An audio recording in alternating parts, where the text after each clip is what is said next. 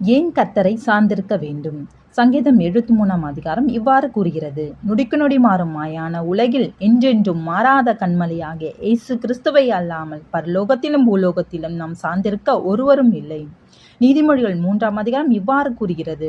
சுயபுத்தின் மேல் சாராது கர்த்தரையே முதன்மைப்படுத்தி முற்றிலுமாய் அவரையே நம்பி ஜீவிக்கும் போது அவர் நம் பாதைகளை சபைப்படுத்தி ஆரோக்கியம் தந்து இம்மைக்குரிய எல்லா ஆசீர்வாதங்களால் நம்மை திருப்தியாக்குவார். ஏசாயா 50 அதிகாரம் இவ்வாறு கூறுகிறது. யாருமற்ற பயம் சூழ்ந்த இருளான பாதையில் நடக்கும்போது கிரகிக்க முடியாத ஆச்சரியமான விதத்தில் ஒளியாய் வருபவர் இயேசு.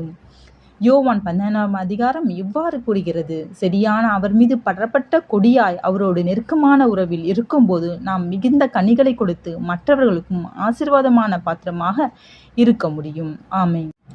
ஏன் கர்த்தரை சார்ந்திருக்க வேண்டும்?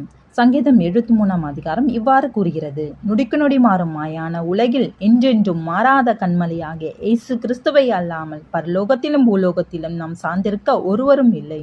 நீதிமொழிகள் 3 அதிகாரம் இவ்வாறு கூறுகிறது. சுயபுத்தின் மேல் சாராது கர்த்தரையே முதன்மைப்படுத்தி முற்றிலுமாய் அவரையே நம்பி ஜீவிக்கும் போது அவர் நம் பாதைகளை சபைப்படுத்தி ஆரோக்கியம் தந்து இம்மைக்குரிய எல்லா ஆசீர்வாதங்களால் நம்மை திருப்தியாக்குவார். ஏசாயா 50 அதிகாரம் இவ்வாறு கூறுகிறது. யாருமற்ற பயம் சூழ்ந்த இருளான பாதையில் நடக்கும்போது கிரகிக்க முடியாத ஆச்சரியமான விதத்தில் ஒளியாய் வருபவர் இயேசு.